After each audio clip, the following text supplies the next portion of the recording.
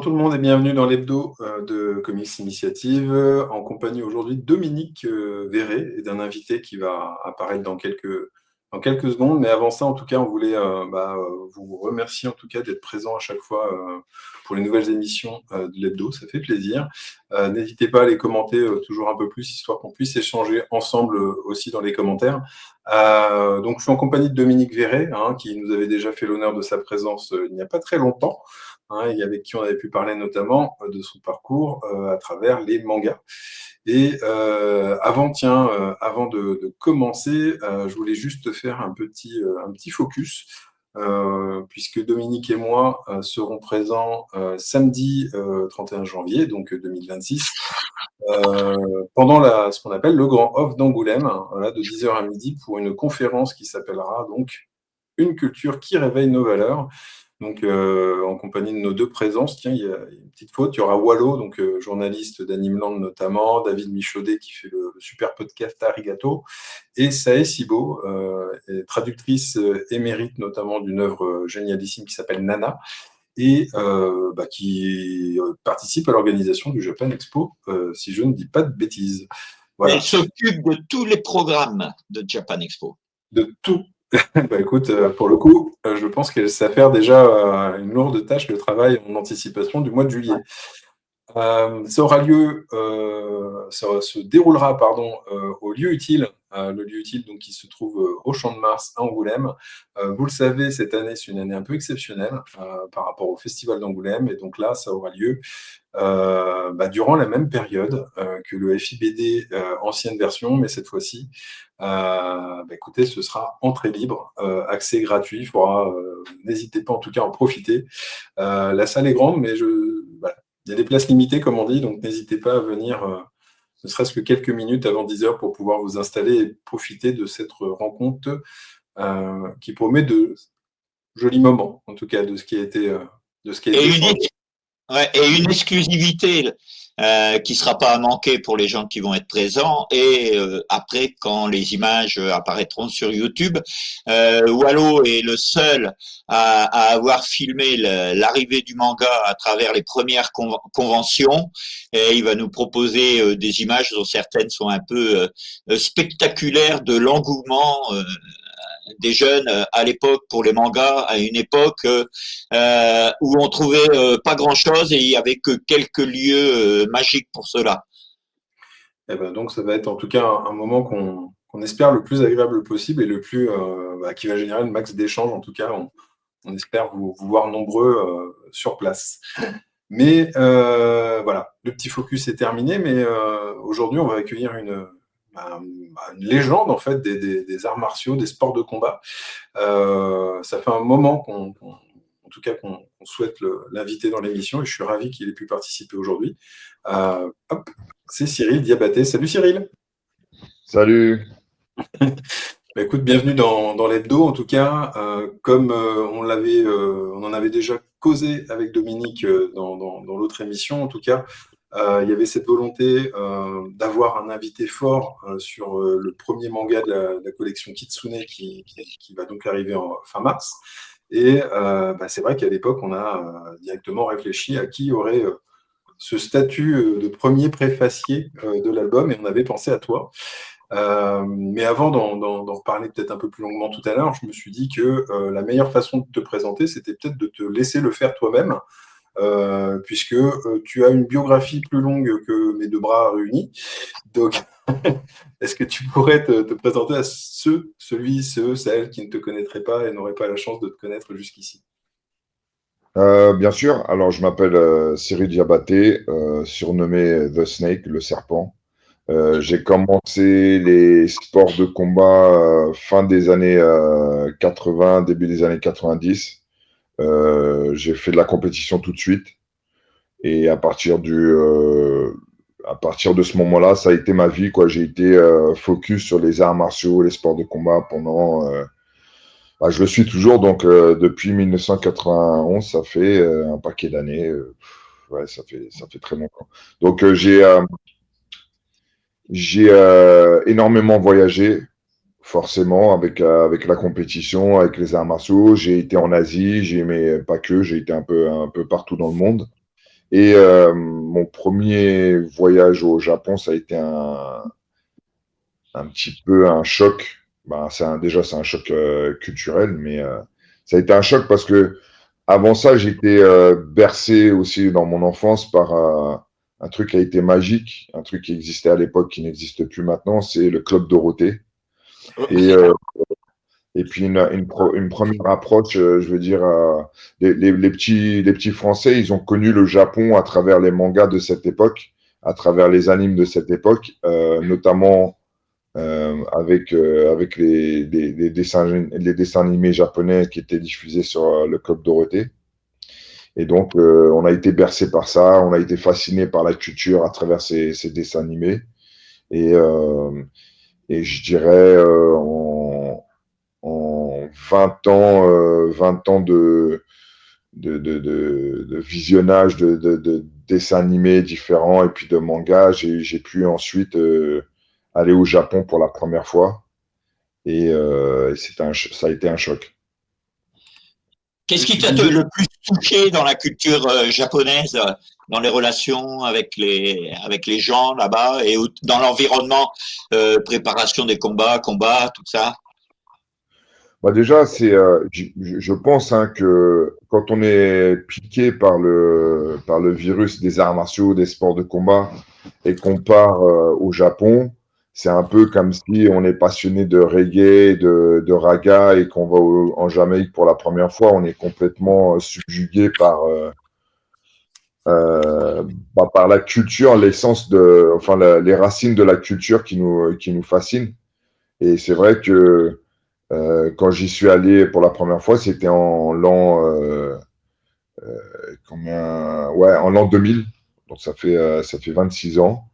J'avais déjà, je dirais, 15 ans un peu moins de 15 ans peut-être, un peu moins de 15 ans de fascination pour les arts martiaux, pour les mangas, pour les animés et donc la culture japonaise parce qu'on vit la culture japonaise à travers ces dessins animés et il y a plein de trucs qu'on découvre à travers ces dessins animés.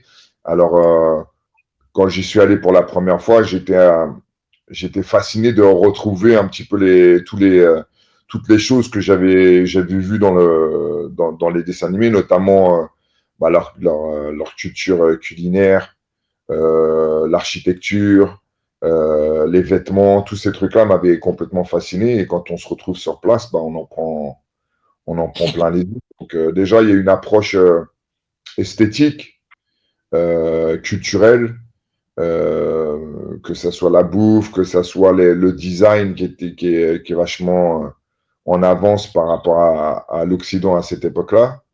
Enfin, il y a tout qui est fascinant en fait. La première fois qu'on y va, on a les yeux, ouais, on est subjugué, on est fasciné par la différence culturelle, par la richesse culturelle qu'il y a au Japon. Et Ouais. donc, moi, j'ai vécu ça vraiment intensément, puisqu'en plus, on était dans un contexte martial. Donc, on était parti en équipe avec des combattants, et moi, j'encadrais les combattants. Et on est reçus un peu comme des rois, comme des samouraïs, quoi, comme des mecs qu'il faudrait absolument respecter. Et donc, on est aux petits soins pour nous, et franchement, c'est incroyable. Tu as retrouvé l'ambiance et l'énergie qu'il y a dans certains dessins animés ou qui tournent autour de la combativité. Ouais, complètement. On rebaigne, enfin, on baigne dans les dessins animés qui nous ont fascinés pendant notre enfance. On baigne dans la culture. On voit bien que l'art martial est ultra respecté là-bas, que ça fait partie de la culture. Alors, je dirais pas que tout le monde pratique les arts martiaux, mais même ceux qui pratiquent pas, ils ont quand même, tu sens que l'art martial baigne dans la culture japonaise et fait partie intégrante de la culture japonaise. C'est pas comme en France où les arts martiaux, c'est un peu un truc abstrait. Là-bas, on sent que l'art martial fait partie de leur culture, en fait. et tu Ah dirais ouais. les arts martiaux vers lesquels tu t'es, on va dire, destiné en premier, comme le Muay Thai notamment. Est-ce que c'est venu plutôt par rapport justement à tes influences de quand tu étais le plus jeune? Tu aurais pu te diriger par exemple vers la boxe, un autre type de pratique. Est-ce que ça, c'est venu de tes inspirations de jeunesse? Clairement, moi, mes inspirations de jeunesse, ça a été Bruce Lee, ça a été Jackie Chan. Donc le côté asiatique, je pense que les sports de combat et les arts martiaux sont rentrés dans ma vie par ce biais-là. C'est-à-dire que j'ai regardé Bruce Lee religieusement, Jackie Chan pareil. Et à l'époque où les vidéoclubs sont apparus, c'est-à-dire milieu des années 80, c'était un peu l'équivalent du streaming aujourd'hui. J'allais en tout cas au vidéoclub et puis je louais des cassettes vidéo de films de Jackie Chan et de Bruce Lee. Et puis après, ça a été Jean-Claude Van Damme, ainsi de suite. Il y a eu aussi Rocky aussi qui a influencé toute une génération. Je sais que les mecs de mon âge ont entre 35, 55, voire 60 ans, ont été influencés tous par les mêmes films, les mêmes références. Donc Bruce Lee revient tout le temps, Jackie Chan, Jet Li, Jean-Claude Van Damme, forcément les Rocky. Et donc nous, ça a été vraiment ça qui nous a titillé. Et puis pour peu que tu étais enfant ou adolescent dans les années 80-90, il y avait le Club Dorothée aussi qui nous a fortement influencé. Et voilà, donc après, forcément, on a cette fascination pour les arts martiaux asiatiques. Donc peut-être on est un peu moins attiré par les sports de combat occidentaux comme la boxe anglaise, mais et quoique, parce que Rocky, ça a aussi influencé pas mal de mecs. Mais en tout cas, moi, c'est le côté asiatique qui m'a vraiment fasciné. Pas que les trucs que j'ai pratiqués, hein. Par exemple, Bruce Lee et Jackie Chan, c'était plus des arts martiaux chinois.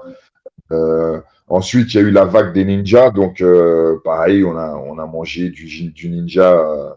En veux-tu, en voilà. On a regardé les films de samouraï aussi à l'époque. Donc, ouais, ça fait partie d'une époque, on va dire, fin des années 80, 90, où il y avait une forte influence, en tout cas, sur la jeunesse, avec tout un tas de dessins animés, de mangas et de films. Je ne sais pas si tu te rappelles de ce Judo Boy qui était dans les années 80. Ouais, bien sûr. Ouais. On l'a plus rapidement oublié. Ouais, c'est une époque fantastique parce qu'il y avait une vraie richesse. On découvrait tout simplement. Donc, tout était à faire, en tout cas en Occident. Donc, on avait des personnages complètement différents qui prenaient la vedette. Il y a eu aussi les feuilletons genre Ultraman, Bioman et tout ça là qui était incroyable aussi. Où pareil, il y avait des arts martiaux dans tous les épisodes. Donc cette approche-là, en tout cas, cette introduction-là nous a bercé, nous a grave influencé. Et je suis sûr qu'il y a toute une génération de combattants de Muay Thai, de kickboxing. Tu pourrais dire exactement la même chose que moi, c'est-à-dire que entre les films de Jackie Chan, Bruce Lee et le Club Dorothée, ça y est, on était piqués, quoi. Et actuellement, quand ce qui se passe dans le MMA, boxe thaï, les élèves et tout, ça reste très présent, cette culture, cet intérêt pour ce qui sort dans les mangas, l'esprit martial qui passe dans l'entertainment. Il y a clairement, il y a des mecs, même des combattants de l'UFC qui affichent clairement leur amour pour les mangas. Il y en a plein qui ont, quand ils font des émissions où on va chez eux, ils ont une playroom d'adolescents, même s'ils ont la trentaine passée, ils ont une playroom comme des adolescents avec des figurines de manga, avec Luffy, avec Dragon Ball, avec tout ce qui s'ensuit. Donc ça, c'est des mecs qui sont encore aujourd'hui au top niveau, ils ont 30 ans à peine, et c'est des combattants professionnels reconnus dans le monde entier, et pourtant, ils ont une passion du manga, ils ont des figurines, des posters, ils ont plein de goodies. Et parce que l'influence asiatique, notamment japonaise, nous a bercé pour la plupart avec les mangas et les animés, quoi. Ouais. Moi, il y avait une question il y avait une petite question, moi, Cyril, qui m'interpelle. Durant toute ta carrière, tu ne t'es pas focalisé sur une seule pratique, un seul art martial. Est-ce qu'il y a une signification, enfin, pourquoi déjà tu as choisi d'explorer à chaque fois des nouveaux domaines? Est-ce que pour toi, c'est que tu atteignais peut-être un niveau, je ne sais pas, plancher sur une pratique et que tu disais, il faut que j'enchaîne et que je continue à développer mon apprentissage? Enfin, est-ce que tu peux nous en parler un petit peu de tout ça? Alors, effectivement, j'ai dû combattre dans une douzaine de styles différents.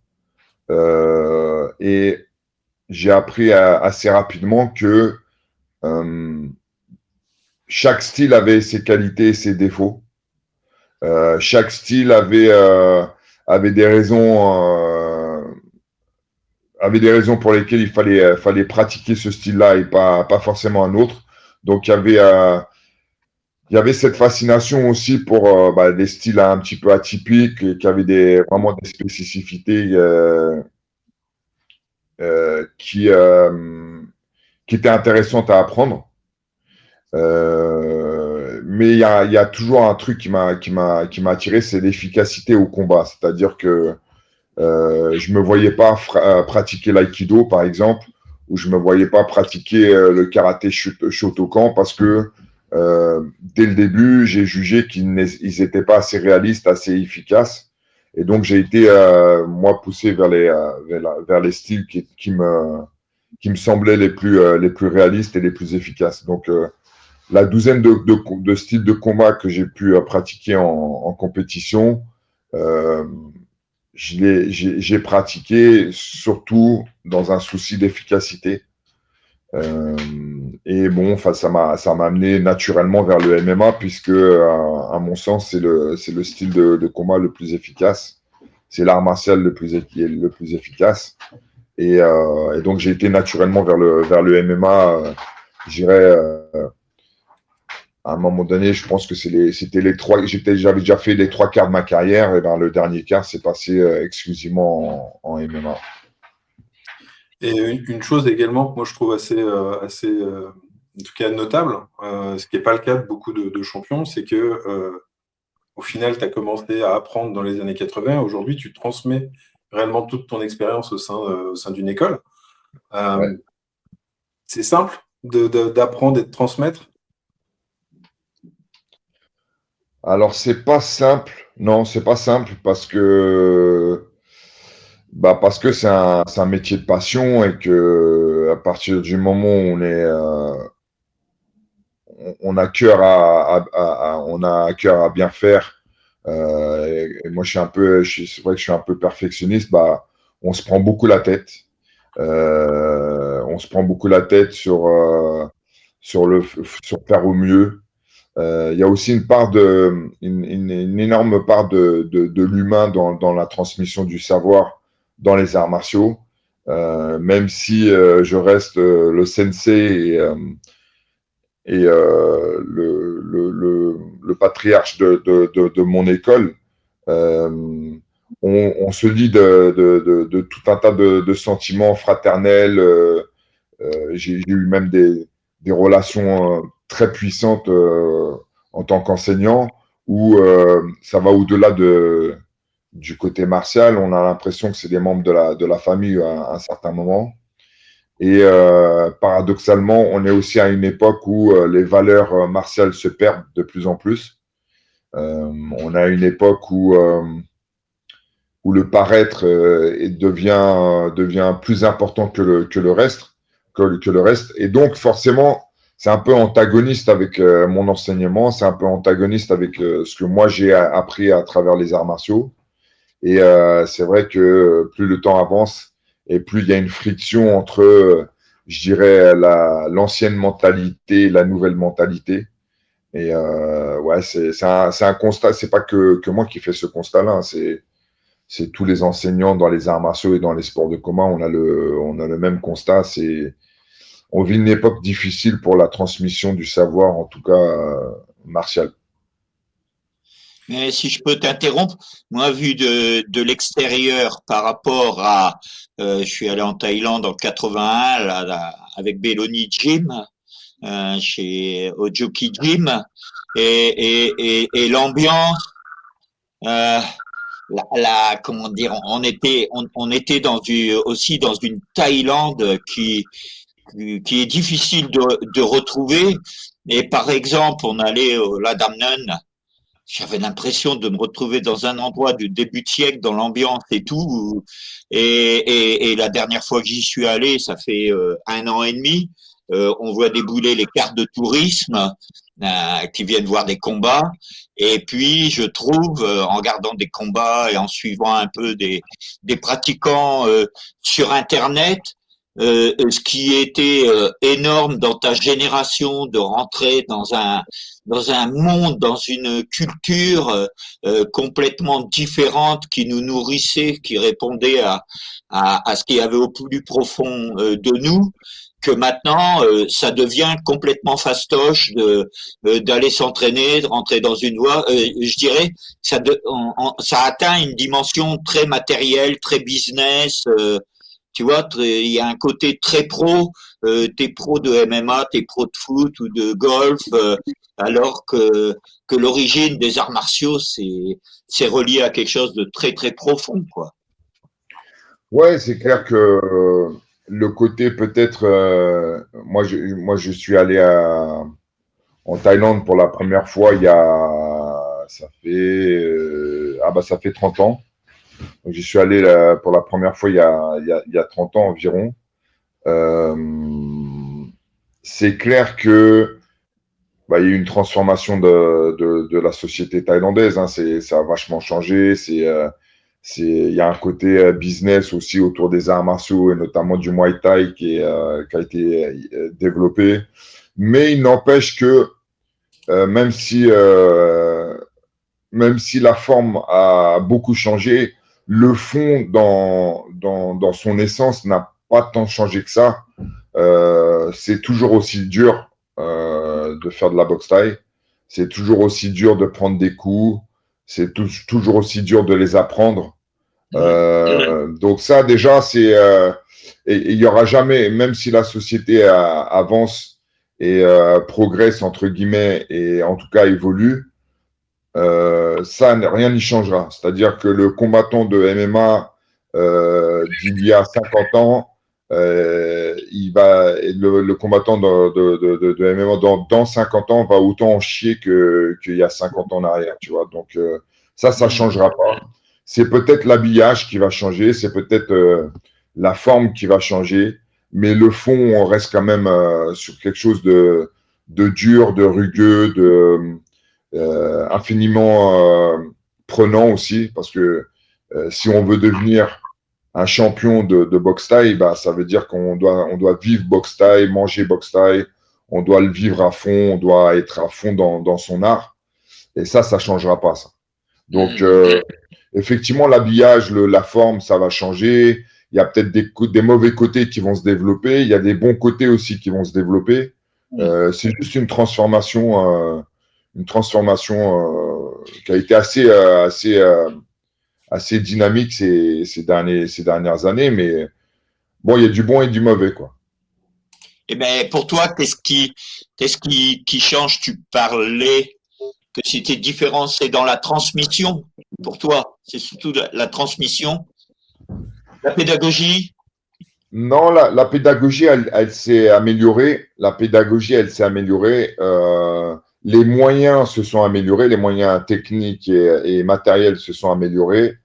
Euh, on a perdu effectivement d'une certaine spiritualité autour des sports de combat et des arts martiaux parce qu'aujourd'hui, il y a le côté business qui s'est développé. Mais ceci étant dit, comme je disais tout à l'heure, celui qui veut aller au sommet, celui qui veut aller au top niveau, il y a quand même une part de spiritualité qui est intrinsèque à la pratique des arts martiaux, des sports de combat à haut niveau. On développe forcément tout un tas de valeurs et, on développe on développe une spiritualité aussi martiale, si je peux dire, qui va de soi en fait, qui est même pas forcément recherché, mais qui fait partie intégrante de la pratique de n'importe quel art martial ou n'importe quel sport de combat, mais à haut niveau. Et donc, cette spiritualité, toi, tu la retrouves dans les dessins animés japonais, dans les mangas que tu as pu lire. C'est transmis par on va dire, le soft power japonais. Je sais même pas je sais même pas s'ils le font exprès. En tout cas, il y a un truc qui est sûr, c'est que dans toutes ces œuvres, que ça soit dessiné ou que ça soit des animes, que ça soit peu importe, il y a quand même une essence, il y a quand même une spiritualité martiale qui est transmise parce que ça fait partie de leur culture, comme je disais tout à l'heure. Et ça, c'est la différence avec l'occidental. L'Occident, je veux dire, c'est que leur culture est imprégnée d'une spiritualité martiale qui n'existe pas en Occident. Et c'est aussi c'est ça qui est fascinant aussi quand on voyage en Asie, c'est que on est forcément imprégné par cette spiritualité. Et toi, par exemple, dans tes participations sur le net, là, YouTube, avec Gong et autres, c'est un peu, comment dire, avec tes amis, ce que vous voulez transmettre à travers vos rencontres, des mises en avant de pratiquants, tout ça, entretenir, quoi, cette profondeur. Non, je pourrais pas dire, je peux pas dire que sur ces émissions on transmet ou en tout cas on essaie de transmettre une spiritualité martiale. Je pense que si si elle en ressort, c'est peut-être parce que ça nous imprègne tellement et qu'on peut pas faire autrement d'en parler indirectement peut-être. Non, non, c'est pas. Je pense que par contre, chacun de notre côté, par exemple, dans mon école, la Snake Team, il y a clairement une transmission des valeurs martiales et de la spiritualité martiale parce que j'enseigne les arts martiaux et non pas une forme de sport, où on se tape dessus. Ouais. Je pense que pour être vraiment un bon pratiquant d'arts martiaux, il faut pas que apprendre. Ah, je vous vois plus là, c'est normal. Ouais, t'inquiète pas. Donc je disais, je pense que pour être un bon pratiquant, il faut pas apprendre que les coups, il faut pas apprendre que à faire des pompes ou à taper dans le sac. C'est aussi ce côté martial, spirituel dont je parlais.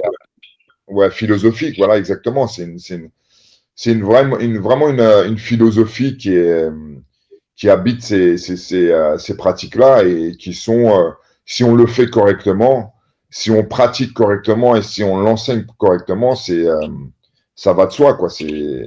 Et donc, il y a une partie de ma transmission, il y a une partie de mon enseignement. C'est clair que c'est plus spirituel et philosophique que ça n'est physique. Et donc, tu transmets cette spiritualité à des jeunes et moins jeunes de toute origine, qui viennent de tout horizon.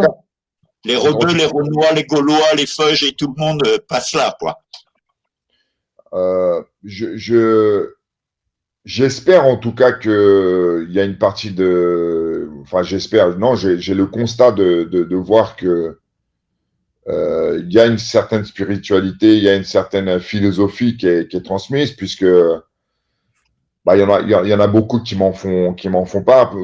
Grâce au réseau, notamment, de temps en temps, je reçois un message sur Facebook ou Instagram, peu importe, d'un élève que j'avais il y a 20 ans et qui me dit merci beaucoup Cyril, je suis arrivé chez toi, j'avais 17 ans ou 20 ans, j'ai passé 2 ou 3 ans chez toi et tu m'as beaucoup apporté. Aujourd'hui, je suis père de famille et j'essaie de retransmettre les mêmes choses à mes enfants et tout. En tout cas, merci beaucoup. Et voilà. Et ça, c'est des trucs, c'est des petits messages que je reçois, aller 2, 3 fois par an, qui font énormément plaisir parce que bah, des années ont passé et il y a une démarche de la personne pour revenir vers moi pour dire un grand merci. Donc, on se sent déjà, on se sent utile et on a aussi cette satisfaction de se dire bah j'ai fait mon taf quoi, j'ai fait ce que j'avais à faire. C'est une C'est ce vraie que je voulais fierté. dire. Tu as des élèves de toute origine, Ouais, de toute forcément. origine. Ouais, mais ça me semble évident ça. Ouais, ouais, et C'est donc ça fait une culture commune, ça construit une culture commune, d'une certaine Oui, manière. bien sûr. Ouais, il y a un côté fédérateur qui est indéniable. Chez moi, j'ai vraiment de tout, déjà toutes les ethnies possibles, imaginables. Alors même si c'est une salle qui est dans le 93 et qui est très populaire, j'ai aussi de temps en temps un petit bourgeois qui débarque et qui s'imprègne du truc et puis qui se retrouve 10 ans plus tard, qui est toujours à la salle. Et pourtant, il vient pas forcément du même milieu social que les 3 quarts des mecs. Mais il y a une intégration qui se fait forcément dans la pratique, avec l'échange de sueur, de sang, de larmes, de tout ça. Donc, non, c'est quelque chose de beau. J'ai des flics qui s'entraînent avec des racailles et qui évoluent ensemble. Au contact de l'un et l'autre. Donc, non, c'est vraiment miraculeux quand on a une salle de sport de combat, d'arts martiaux, et qu'on ait une salle sérieuse avec un enseignement sérieux, une pratique sérieuse. On voit des miracles au quotidien. On voit des transformations, on voit des gens évoluer, on voit des gens mûrir. Et c'est pour ça que je parle de philosophie aussi, de spiritualité. C'est que à l'heure actuelle, dans notre société, il y a très peu d'endroits où on voit ces évolutions et ces transformations. Donc pour moi, ça devrait être obligatoire, les sports de combat. Ça devrait être, ouais, il devrait y avoir des cours d'arts martiaux dans toutes les écoles de France. En tout cas un apprentissage qui permettrait de découvrir toute la variété, la richesse des pratiques, parce qu'il n'y a pas qu'une, mais des pratiques. Ouais, ouais. Et de ce côté-là, qu'est-ce qui te rend le plus fier? Est-ce que depuis tes débuts, est-ce que c'est finalement ton parcours de grand champion ou c'est aujourd'hui on va dire ton métier d'enseignant? Ah, c'est une bonne question. Alors, ce qui m'a le plus apporté, c'est quand même ma pratique à moi, parce qu'elle m'a transformé. Moi, à la base, je suis orphelin, j'ai une enfance un peu chaotique, très douloureuse, et la pratique des arts martiaux m'a permis de me transcender, de passer au-delà de tout ça de progresser et d'évoluer. Donc, clairement, j'aurais pas pu être un bon enseignant si déjà j'avais pas réglé les choses que j'avais à régler moi. Donc, c'est clairement la pratique de l'art martial, et je dirais même la pratique en compétition de l'art martial et cet objectif de devenir le meilleur et d'ailleurs le meilleur au monde. C'est ça qui m'a vraiment permis d'évoluer, de progresser et de grandir et de mûrir et de régler et de cicatriser aussi. Donc, grâce à cette transformation, j'ai pu devenir j'espère, un bon enseignant, un bon enseignant. Donc, ouais, c'est la pratique qui m'a le plus apporté. Ça fait totalement plaisir tout ce que tu dis. Ça m'émeut. Parce que, tu vois, nous, on s'est, comme on dit, bagarré il y a quelques années parce qu'on voulait une orientation manga qui mette en avant une partie importante de la production, surtout pour les gamins, en shonen, de manga baston, arts martiaux, qui venait de chez un éditeur qui s'appelle Akita Shoten. On avait fait une proposition de catalogue à construire en France et ça s'était fini. L'éditeur japonais nous avait dit, nous, on se prend une mauvaise réputation déjà avec les mangas trop orientés sexe et on a peur de vous confier des mangas arts martiaux parce qu'on ne veut pas se faire vitrioler encore une fois Ouais, dans l'éditorial à l'étranger, tu vois. Et là, ouais, tout ce que, si tu veux, on est en train de préparer une conférence à Angoulême sur les valeurs japonaises. Moi, ouais. mon arrière-pensée par rapport à notre collaboration autour de Hirata, c'est pas que nous, mais que les éditeurs de manga en général s'ouvrent à tout l'éditorial arts martiaux, gamins paumés qui se retrouvent, qui se centrent avec la pratique, tout ça, parce que ça manque beaucoup dans notre pays, quoi. Ouais, c'est sûr que, en tout cas, ce que je note au Japon, c'est qu'il y a il y a une attache aux valeurs, à ces valeurs-là qui est beaucoup plus profonde que dans notre société à nous. Et alors, je vais pas idéaliser le Japon et la culture japonaise. Il y a forcément des mauvais côtés dans leur culture aussi. Mais en tout cas, c'est ce côté-là, c'est quelque chose qui m'a toujours plu au Japon, c'est cette transmission de valeurs au sein de leur culture, que ça soit même gastronomique, même dans toutes les cultures japonaises, il y a il y a cette transmission de euh, déjà le perfectionnisme, le souci de bien vouloir, de faire bien les choses, le souci du détail. Il y a tout un tas de choses et le, le souci du travail bien fait. Donc il y a tout un tas de choses qui sont transmises dans la culture japonaise qu'on retrouve pas dans la culture occidentale et de moins en moins. Et c'est vrai que c'est là où j'en reviens encore à mon dojo, à ma salle de sport. Forcément, quand tu es dans des arts martiaux et les sports de combat qui sont ancrés dans le réel, c'est-à-dire le combat, euh, t'as pas de choix que de bien faire. Tu cherches la perfection parce que sinon ça veut dire te faire casser la gueule. Et, euh, et donc, ce côté perfectionniste de la culture japonaise, on le retrouve dans toutes les salles et les dojos occidentaux euh, à travers les sports de combat dits efficaces, tu vois.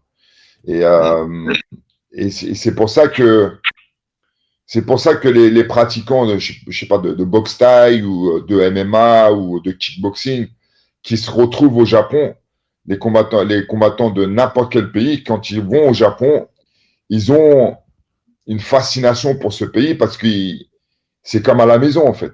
Tu vois, le côté martial, le côté perfectionniste, le côté se donner du mal, dur au mal, et ainsi de suite, ben, on le retrouve de façon profonde dans la culture japonaise. Et je ne connais pas un art martialiste, par exemple, peu importe l'origine de son pays, qui est parti au Japon et qui n'a pas kiffé le Japon. J'en connais pas.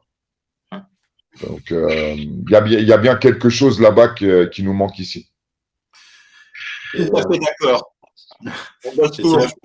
Est-ce qu'on n'en profiterait pas pour mettre en avant un manga dont je sais que tu lisais, entre guillemets, il y a quelques années, en tout cas ce que tu t'avais confié notamment à Dominique, un des mangas que j'ai lu très jeune, hein.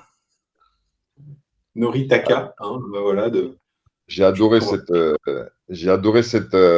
Bah c'est encore une fois la subtilité japonaise et le génie japonais, c'est-à-dire que à travers un truc qui tourne un petit peu en ridicule le personnage principal, il n'empêche que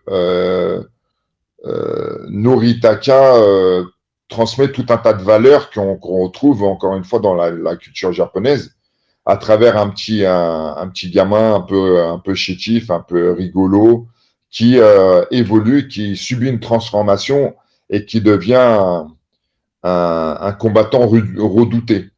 Et, euh, et c'est un peu ça on le retrouve souvent ce thème de transformation dans les mangas japonais ou dans les animes japonais. Il y a souvent ce thème-là, la transformation, l'évolution d'un mec d'un mec que tout le monde prend un petit peu à la légère et puis qui va, à force de travail et de volonté, se transformer, devenir un quelqu'un, tu vois. Et ça, c'est incroyable. Déjà, c'est un beau message. C'est un message magnifique parce que, en gros, ça te dit, peu importe qui t'es, peu importe comment tu es, à force de travail, de croire en soi, tu peux devenir à peu près tout ce que tu veux être.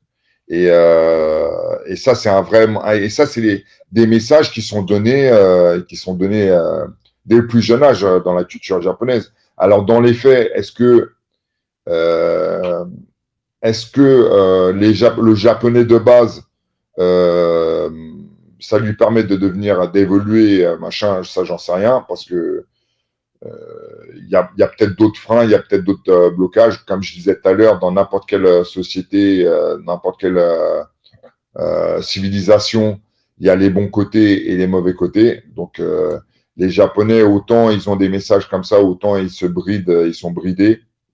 Mais en tout cas, c'est des messages qui sont vraiment positifs. Et je pense que dans une société comme la nôtre, une société occidentale, on devrait en avoir plus. Le Ouais, ça, Noritaka, le Noritaka, il m'a plu parce que bon bah déjà c'est pour moi l'auteur c'est un génie. Il y a ce côté super marrant, mais il y a aussi un message qui est hyper fort et qui passe super bien. c'est un côté qu'on peut retrouver aussi dans un autre manga, parce que pour le coup, on en a listé quelques-uns avec Dominique qui nous semblaient intéressants d'évoquer. L'une des séries les plus longues, hein, encore publication encore en France, c'est Hippo, hein, qui, un peu comme Noritaka, va nous raconter la trajectoire d'un jeune homme qui n'était pas forcément prévu pour finalement devenir un grand champion de sa discipline et qui va s'entraîner, se dépasser, en fait, toujours de manière extrêmement intense et passionnée. Une série assez incroyable. Je ne sais pas si Ouais, c'est une série que tu connais, ouais, Cyril. ouais, bien. Ouais, ouais. Ouais, c'est pareil. Moi, j'ai deux enfants. J'ai une fille de 12 ans et un fils de 10 ans. Je les ai,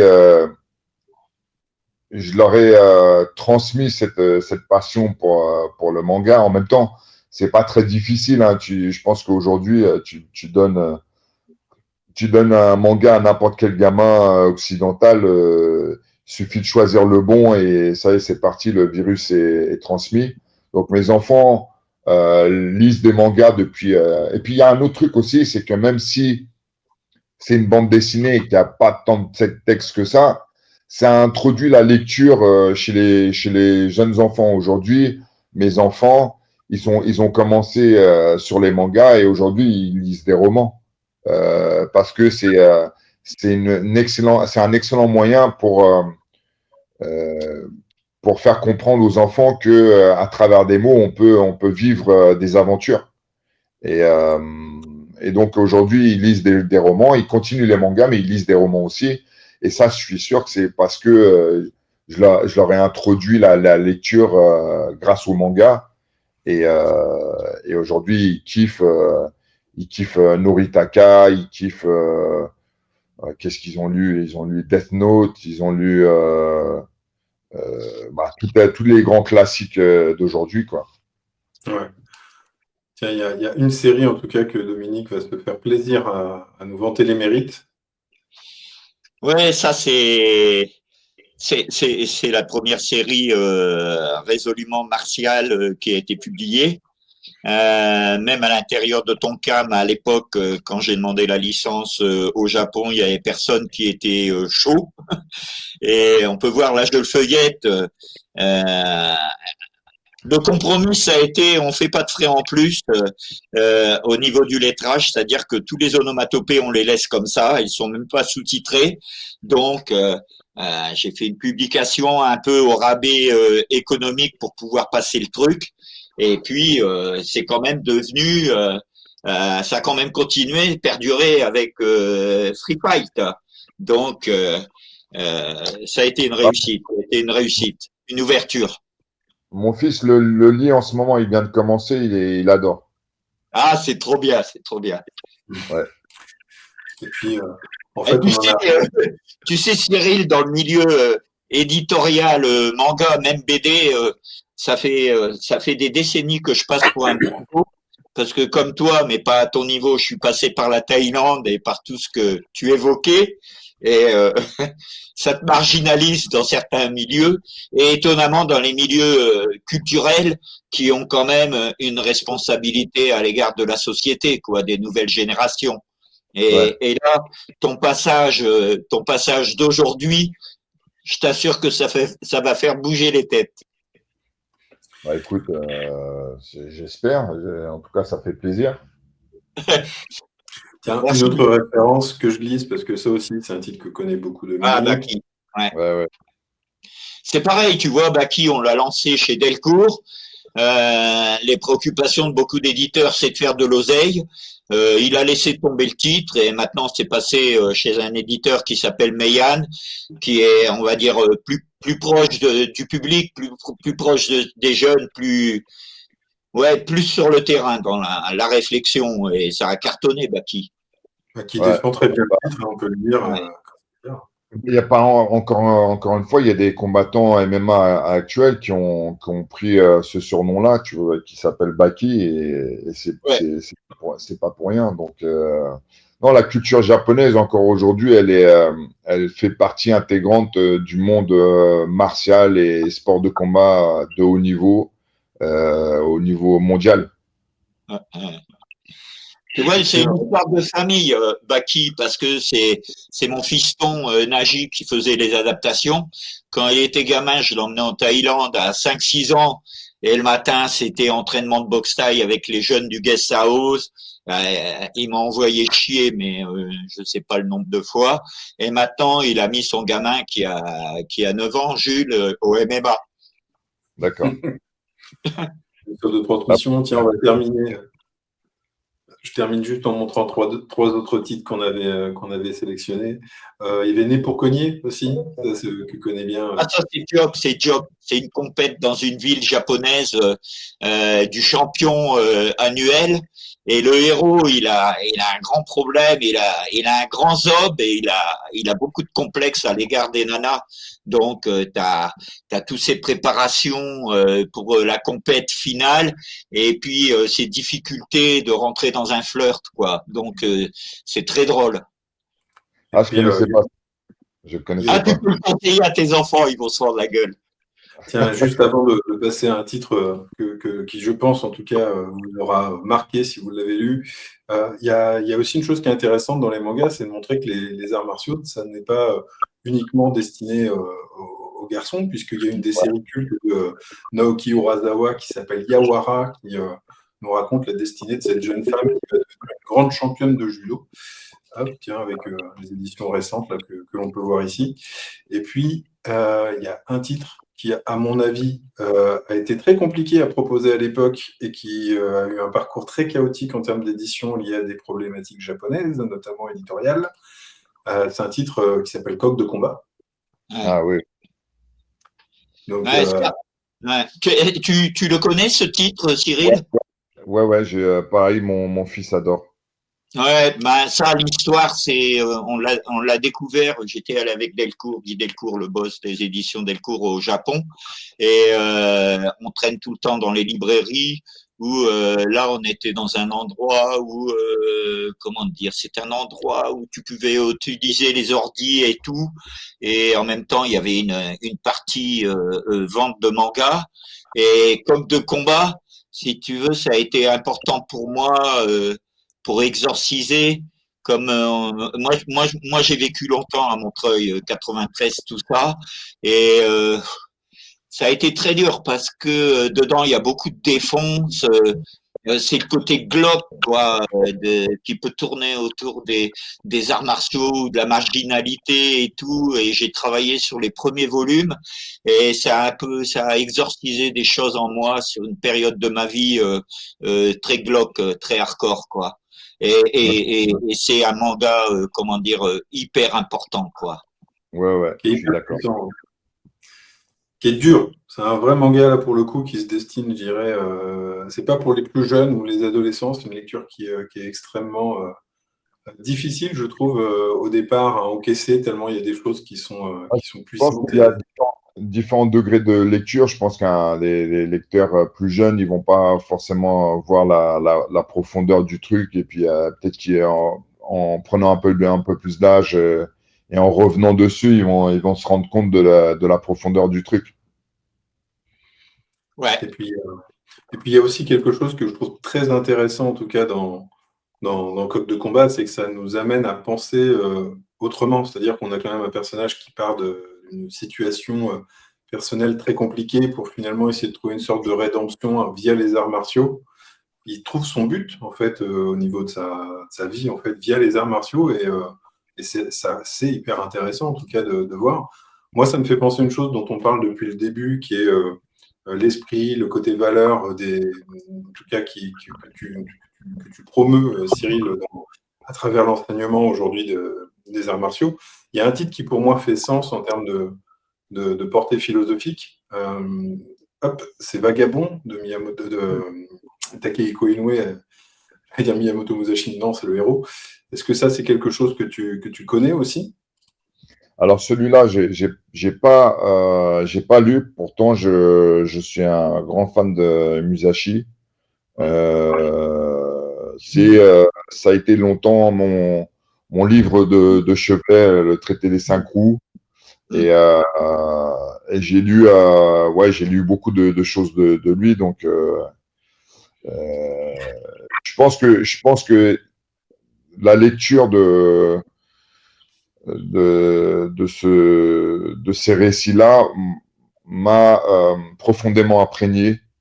Je comprends complètement ce qu'il écrit et j'essaie à travers mon enseignement, de retransmettre un peu ces valeurs-là et puis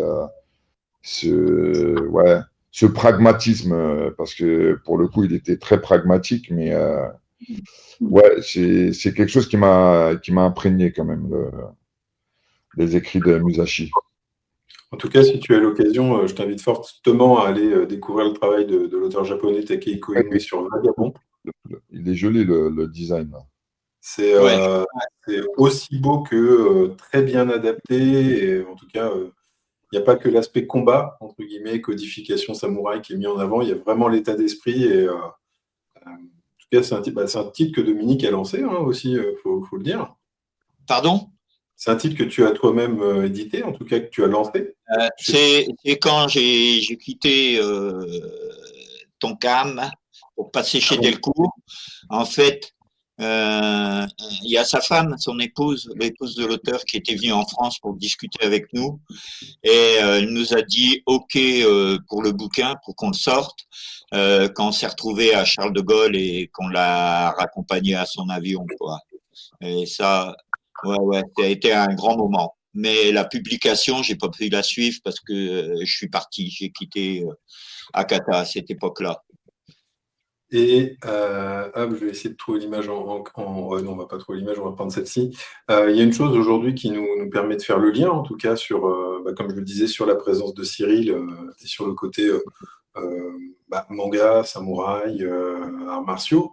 Ça nous fait un lien plus ou moins habile, c'est sur l'arrivée de la Force des Oubliés, donc d'Hiroshi Hirata avec donc ce premier album autour de l'œuvre du maître, on va dire, du manga de samouraï. C'est un auteur que tu avais eu le plaisir de découvrir plus jeune, que tu connaissais un petit peu tout ça?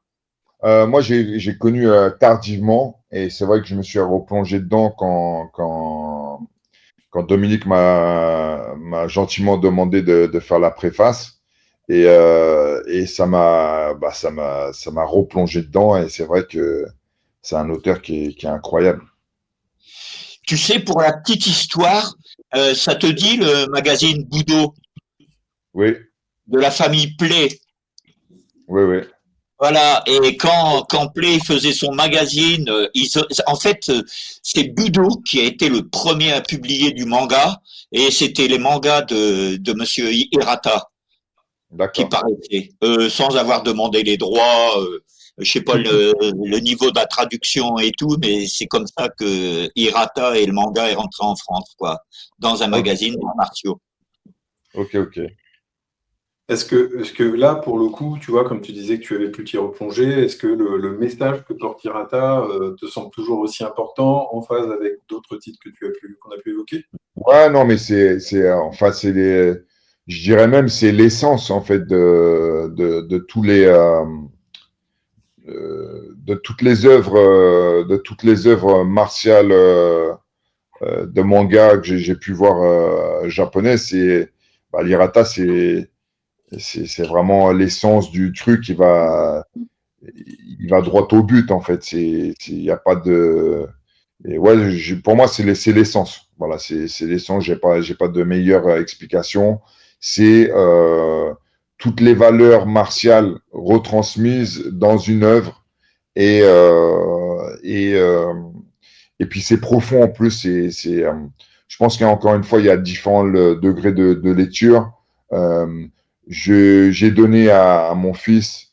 Donc lui, il comprend le côté martial, le côté samouraï et tout ça. Et puis avec les années qui vont passer, il va découvrir d'autres significations, d'autres messages. Mais c'est clair, c'est incroyable. Déjà, les dessins sont incroyables, mais l'histoire, la trame, c'est incroyable. Hop, et puis moi j'essaie juste de mettre un mode visuel en attendant, je vais réussir à le trouver. Il est là. Hop. En tout cas, non, en tout cas, on est ravis que tu participes en tout cas à cette aventure, parce que pour l'anecdote, on avait publié jusqu'ici, donc chez Comics Initiative, plusieurs œuvres entre guillemets de créateurs français de manga, via John Cookie dans Mourir ne suffit pas, dans Waves ou même Revengeful, hein. Et là, c'est l'occasion en tout cas de démarrer vraiment la publication d'œuvres japonaises euh, avec Hirata, et d'avoir, en tout cas, de compter sur la présence de quelqu'un comme toi, en tout cas, nous réjouit au plus haut point. Voilà. Ah, Euh, bah, Est-ce que pour terminer, en tout cas, ce joli focus qu'on a fait ce matin sur ton parcours et sur notamment ton appétence pour l'univers manga, est-ce que vous avez un petit mot de conclusion pour les personnes qui assistent à l'hebdo? je dirais que déjà merci à vous de m'avoir reçu. Ça fait plaisir. Et parce qu'on mine de rien, même si c'est deux univers différents, le manga et les arts martiaux, il y a quand même un lien direct. Il y a un lien direct, c'est l'Asie, notamment le Japon, la culture japonaise. Et forcément, il y a un transfert. Généralement, les gens qui lisent les mangas, ils aiment bien les arts martiaux, et les pratiquants d'arts martiaux aiment les mangas aussi, parce il y a ce lien entre ces deux univers. Et puis, merci aussi à Dominique parce que moi, j'ai commencé à lire des mangas, je dirais, à fin des années 80. J'étais à fond dedans, début des années 90 jusqu'à milieu des années 90. En France, il n'y avait pas grand-chose pour trouver des mangas. C'était très compliqué. Et grâce à des gens, des passionnés comme Dominique, il y avait quand même des petits endroits en France où des petits paradis sur Terre qu'on pouvait visiter et puis faire ces petits achats. Et franchement, merci à Dominique parce que tu nous as permis de voyager tout simplement et de connaître un peu mieux cet univers manga. Je suis comme toi, faut partager, faut donner. C'est exactement ça. Bah, écoutez, en tout cas, merci à tous les deux d'avoir profité de ce moment, en tout cas pour échanger. C'était très agréable. En tout cas, je vous dis à très bientôt. En tout cas, j'ai hâte d'avoir le bouquin entre les mains et de pouvoir le relire paisiblement, en commençant par de la préface jusqu'à la conclusion. En tout cas, il y a plein de belles choses qui seront dedans, sachez-le. Et puis, en tout cas, on vous dit à très bientôt en direct et en rediff dans l'hebdo. Voilà. À très bientôt. Merci Cyril, merci beaucoup. Merci encore.